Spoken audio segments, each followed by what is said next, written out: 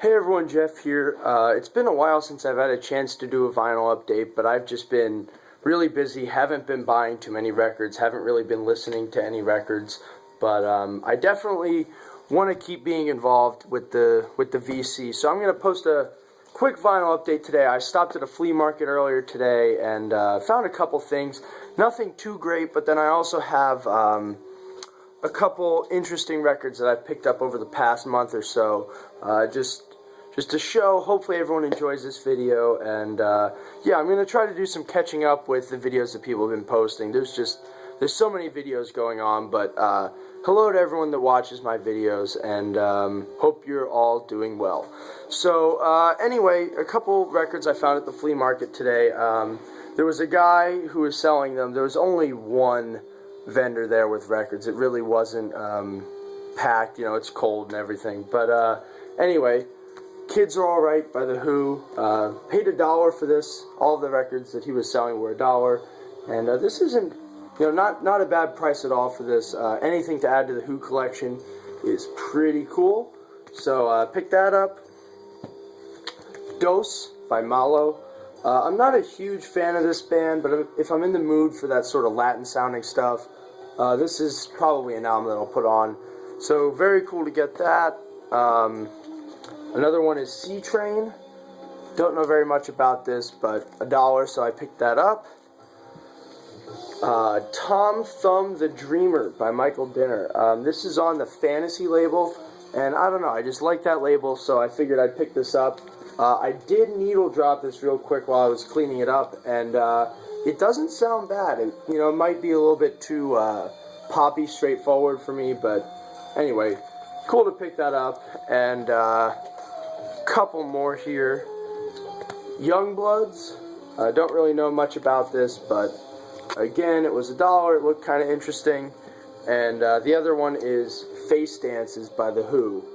And I haven't actually really investigated this one very much, but still cool to get for $1. And while I was there was also this woman that was selling all of her Beatles stuff. She had some buttons, she had some trading cards and stuff like that, and I don't know, I really wouldn't have had any use with the buttons and the trading cards, but I don't know, she had some magazines, and I got 13 of them here for $10. So I think some of them will be pretty cool to flip through for sure. I haven't checked online to see if they're really worth anything. I mean, I'm not going to sell them anyway, but it's, yeah, it'd be interesting to know if these are worth anything. Mean Mr. Mayo, if you're watching, you probably have a few of these, I would think, but I'm not going to show all of them, but a couple of the ones I think are cool.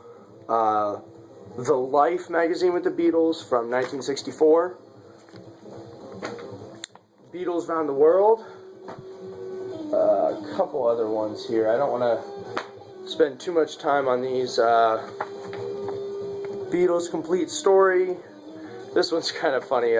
It's no fad, Dad. So I don't know. I guess this was probably early on when everyone thought that, you know, the Beatles were kind of like they were going to go away soon, and I guess they didn't. But anyway, very cool. It's interesting, you know, it'd be interesting just to read a couple of these from the perspective of, you know, being around in 1963 reading this stuff. Original Beatles book.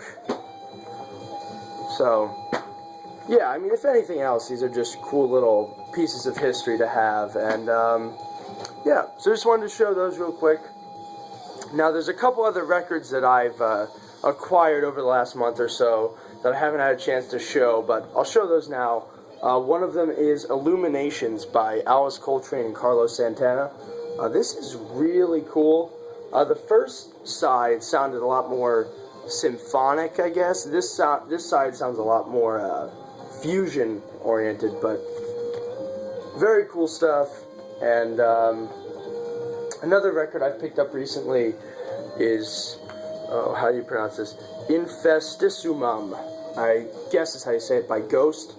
I caught on to this band when they released Opus Eponymous, I guess in 2010. I thought it was really cool the way the band, you know, kind of did the whole satanic thing in a retro hard rock context. I really liked that album, And I've been listening to this, and it is really, really good. I wish I would have discovered it earlier, but really good second album for Ghost. And I mean, if the satanic thing bothers you, then I guess you're not going to be into this album very much. But if you like kind of older hard rock, but with a kind of mystical, mysterious edge, this is really cool stuff. And there's really nobody that's playing anything like this. So, Ghost, very good. And couple other records here that I picked up recently. First is The Plague by Demon. I saw this and I was like, this looks like an awesome thrash metal album. And on the back it said, the sticker said UK prog metal. So it sounded right up my alley. It turns out that this is actually much more AOR oriented than I thought it would be. There's a couple metal sounding parts, there's a couple proggy sounding parts, but for the most part it's more of like a kind of poppy heavy metal album. It's not bad at all. It's not something I'm going to listen to a whole lot, but if that sounds interesting to you, you might enjoy this. So, Demon. I have two records here by Triumvirate. First is Old Loves Die Hard, and the second one is Illusions on a Double Dimple. And this one's actually on Harvest, which is pretty cool. I know that's a label that a lot of folks like to collect. I could never afford to go try and collect everything that's on Harvest, but if I can ever run into it, I'll definitely pick it up. And yeah, this is a really cool band. They play very ELP-inspired progressive rock, and they're from Germany. So, Triumvirate, very cool stuff. A couple other records here. Crazy World of Arthur Brown. Everyone knows this album. Pretty classic psychedelic stuff.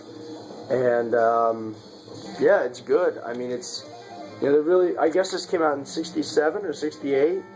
But, yeah, there really wasn't anything that sounded like this at the time, and even today it sounds pretty unique, even if I guess you could say it's a little bit dated, but pretty cool. The last record I want to show here is something that I will say is a masterpiece, and that is the new album from Gorguts entitled Colored Sands. I hope you can see that cover, because it's really cool, and the music that's inside is even better.